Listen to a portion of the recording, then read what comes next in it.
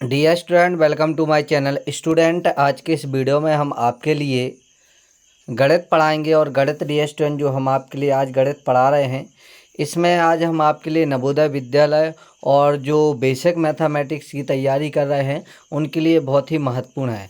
तो आपके लिए समझा जाए कि इस क्लास में हम क्या क्या समझाने वाले हैं, तो आप ध्यान से देखिएगा डियर स्टूडेंट। तो हम आपके लिए बता दें, देखिए आपको जैसे फ्रंट में आप देख पा रहे होंगे, यहाँ पे अनुपात लिखा है, ठीक है ना। तो ये जो अनुपात लिखा है ये मैथमेटिक्स का एक बहुत ही महत्वपूर्ण टॉपिक है।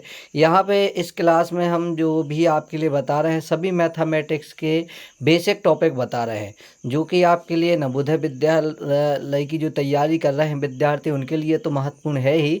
साथ ही साथ ये स्टूडेंट जिनकी बेसिक मैथमेटिक्स बहुत ही वीक है या जिनको मैथमेटिक्स समझ में नहीं आती है, वो इसको आसानी से समझ पाएंगे। तो अच्छे से देखिएगा, क्लास को अंत तक देखिएगा।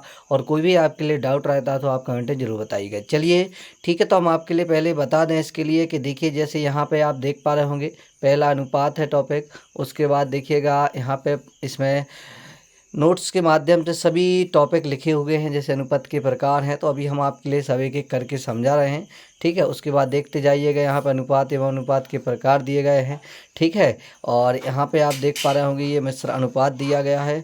ऐसे करके यहाँ पे सभी टॉपिक हैं, समानुपात है, प्रतिशत है, ठीक है, औसत है, ठीक। इसके अलावा यहाँ पे परसेंटेज भी दिया गया है।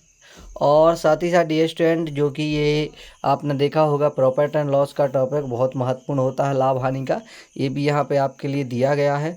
और साथ ही साथ डियर स्टूडेंट आपके लिए बता दें, ये जो डिस्काउंट का टॉपिक है ये भी बहुत महत्वपूर्ण होता है। और डिस्काउंट के साथ साथ डियर स्टूडेंट यहाँ पे आपके लिए सिंपल इंटरेस्ट, यानी कि ये जो आपके लिए साधारण ब्याज का पोर्शन है ये भी यहाँ पे दिया हुआ है। साथ ही साथ डियर स्टूडेंट आप देख पा रहे होंगे यहाँ पे ये कंपाउंड इंटरेस्ट यानी चक्रवृद्धि ब्याज भी यहाँ पे दिया हुआ है। तो आप इन सब के लिए देखिएगा और एक एक करके सभी टॉपिकों को समझिएगा, है ना। और ये सरलीकरण का भी टॉपिक यहाँ पे दिया हुआ है। तो साथ ही साथ ये देख पा रहे होंगे आप स्पीड, टाइम एंड डिस्टेंस, चाल, समय और दूरी का भी यहाँ पे दिया गया है। और उसके बाद ये है यहाँ पे आपका कार्य और समय का भी दिया हुआ है। और इनको आपको किस तरीके से तैयारी करना है इसको अच्छे से आप पूरा समझ लीजिएगा एक एक करके टॉपिक के लिए। चलिए तो हम शुरुआत करते हैं डियर स्टूडेंट अनुपात से, ठीक है।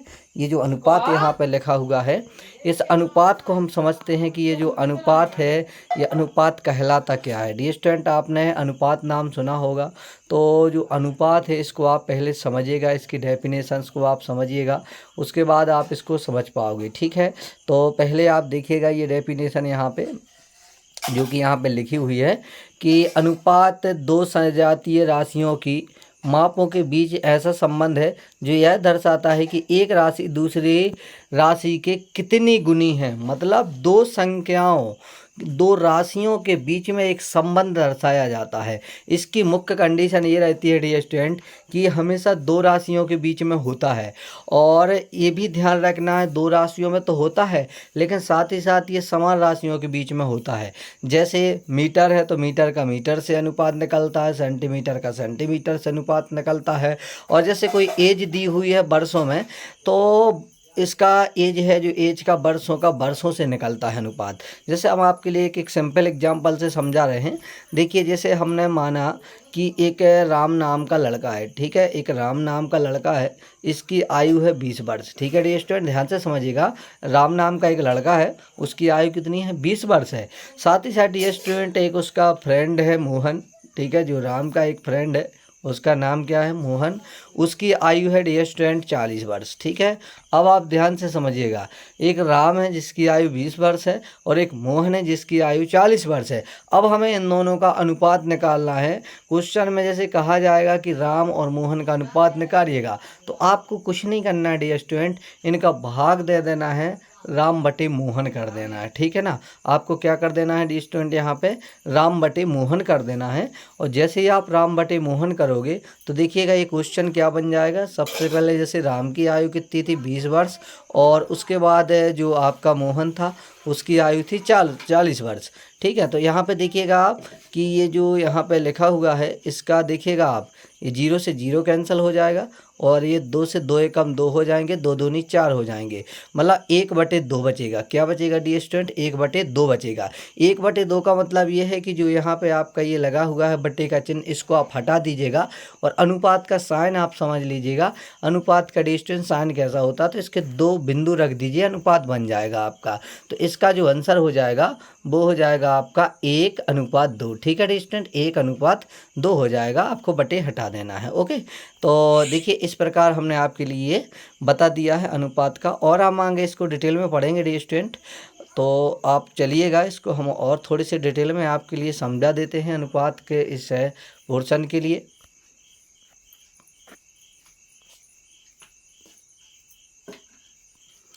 तो डी स्टूडेंट अभी तक हमने आपको बताया कि ये जो अनुपात है, ये अनुपात कहलाता क्या है। ठीक है, तो अनुपात आपने सिंपल वे में समझ लिया डी स्टूडेंट, कि बस आपको ये ध्यान रखना है कि जो अनुपात है ये हमेशा 2 राशियों के बीच में होता है। जब तक 2 राशि नहीं रहेंगी जब तक अनुपात होगा ही नहीं। ठीक है डी स्टूडेंट, और साथ ही साथ ये समान राशियों के बीच होता है, ये आपको ध्यान रखना है। ठीक है, और आपको ध्यान रखना है यहाँ पे कि ये समान संख्या से भाग देकर ज्ञात किया जाता है। ठीक है डी स्टूडेंट, ये समान संख्या से क्या किया जाता है, भाग देकर ज्ञात किया जाता है। चलिए आगे देखते हैं इसके नोट्स के लिए हम डी स्टूडेंट, आगे हम बढ़ते हैं इसको और समझते हैं हम। तो डी स्टूडेंट आप अनुपात के आपके लिए हम पॉइंट समझा रहे थे, तो यहाँ पे आपने समझ लिए हैं पॉइंट दिया स्टूडेंट। एक बार फिर से शॉर्टर वाइज ध्यान से देखिएगा। अनुपात हमेशा 2 राशियों के बीच में होता है और समान राशियों के बीच में होता है, और इसको कैसे ज्ञात किया जाता है, एक संख्या का दूसरी संख्या से भाग देकर ज्ञात किया जाता है। इसमें ऊपर नीचे भाग देना पड़ता है डी स्टूडेंट, और इसका चिन्ह है यहाँ पे 2 पॉइंट, इस तरीके से 2 पॉइंट बना दीजिए। जैसे ए अनुपात बी लिखना है तो बीच में ये 2 पॉइंट बना दीजिए, तो ये अनुपात हो जाएगा। ठीक है डी स्टूडेंट, चलिए अब हम आगे बढ़ते हैं और इसको हम समझते हैं कि अनुपात के बाद में कैसे क्वेश्चन आएंगे। जैसे आपके लिए एक यहाँ पे क्वेश्चन आ सकता है, यहाँ पे बिल्कुल सिंपल वे में बता रहे हैं डी स्टूडेंट, और इसके जो हार्ड और इजी क्वेश्चन हैं यहाँ पे मुश्किल क्वेश्चन भी हम आपके लिए करवाएंगे। इस वीडियो बनाने का केवल एक ही उद्देश्य है डी स्टूडेंट, कि आपके लिए जो बेसिक टॉपिक है इसका नॉलेज कवर हो जाए। जैसे ही आपका नॉलेज कवर हो जाएगा डी स्टूडेंट, तो आप ईजी वे में आप क्वेश्चन लगा पाओगे। ठीक है, अब यहाँ पे आप थोड़े से रेशियो यानी अनुपात के कुछ फार्मूले को समझ लीजिएगा। जैसे डी स्टूडेंट यहाँ पे आप देख पा रहे होंगे लिखा हुआ है कि ए बी का मध्य अनुपात। इसको हम थोड़ा सा आपके लिए जूम इन करके बता देते हैं डी स्टूडेंट कि ए बी का जो अनुपात है उसको किस तरीके से हमें इसके लिए करना है। तो देखिएगा ये जो दिया गया है अनुपात, उसको हमें किस तरीके से करना है।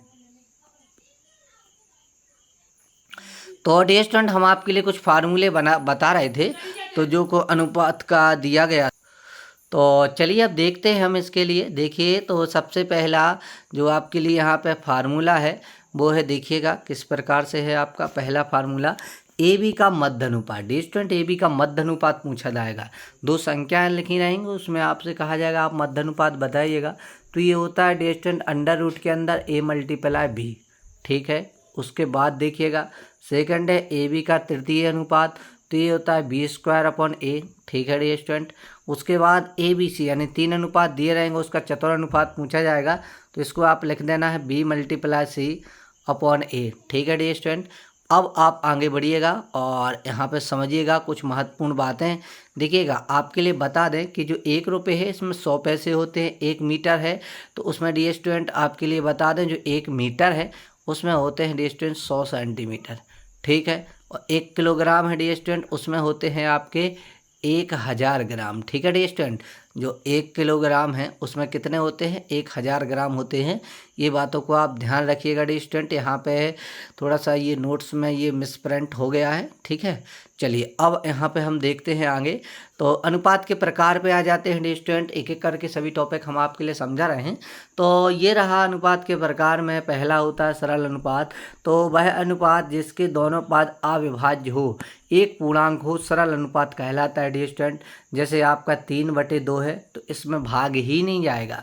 जैसे आपका 3/2 लिखा है तो 3/2 ही रहेगा, आपको डायरेक्टली अनुपात लिख देना है 3:2। ठीक है डी स्टूडेंट, चलिए अब हम आगे समझते हैं आपका मिश्र अनुपात, जो 2 या 2 से अधिक अनुपातों के यहाँ पे जो पूर्व पद है उसके गुणनफल तथा उत्तर पदों के गुणनफल के अनुपात के को हम क्या कहते हैं, मिश्र अनुपात कहते हैं। मतलब डी स्टूडेंट इसमें तीनों को मिला दिया जाता है, 2 या 2 से अधिक अनुपात रहेंगे और जो पूर्व पद रहेंगे उनके गुणनफल को तथा उनका जो उत्तर के पदों के गुणनफल हैं उसको हम मिश्र अनुपात कहते हैं डी स्टूडेंट, ठीक है ना। अभी जब हम क्वेश्चन करवाएंगे तो आपके लिए इसको समझ में आएगा कि किस तरीके से हमें इसको करना है। उसके बाद देखिएगा आपका नेक्स्ट है जो कि आपका है डी स्टूडेंट व्युत्क्रमानुपाती, यानी कि इसको बोलते हैं हम क्या, विलोम अनुपात, ठीक है। तो विलोम अनुपात क्या है, उल्टा अनुपात। विलोम अनुपात मतलब डी स्टूडेंट उल्टा अनुपात। तो किसी अनुपात के पदों को उल्टा देने पर प्राप्त अनुपात को उल्टा या विलोम अनुपात कहते हैं। जैसे डी स्टूडेंट आपका लिखा हुआ है 5:4, इसका उल्टा अनुपात क्या होगा, 4:5। सिंपल सी बात है ना डी स्टूडेंट। जैसे कोई अनुपात है आपके लिए, मान लीजिए कोई अनुपात दिया गया है 1:2, ठीक है। क्या दिया गया है डी स्टूडेंट, 1:2। आपको इसका उल्टा लिख देना है तो क्या हो जाएगा, 2:1, ठीक है। तो इस तरीके से ये उल्टे अनुपात होते हैं, ठीक है डी स्टूडेंट। चलिए अब हम आगे बढ़ते हैं और आगे हम समझ लेते हैं डी स्टूडेंट समानुपात। समानुपात का मतलब होता है समान अनुपात। अब इसमें आपका चिन्ह बदल जाएगा डी स्टूडेंट, ठीक है। चिन्ह किस तरीके से बदल जाएगा, तो डी स्टूडेंट हम आपके लिए पढ़ा रहे थे समान अनुपात।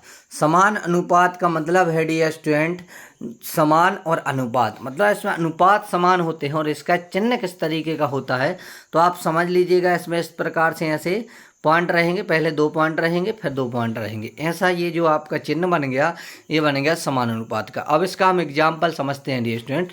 जैसे आपको देखिएगा यहाँ पे 4 संख्याएँ लिखी हुई हैं, क्या क्या लिखी हुई हैं, 3, 6 और 4 दिया गया है और 8 दिया गया है, 4 संख्याएं दी गई हैं।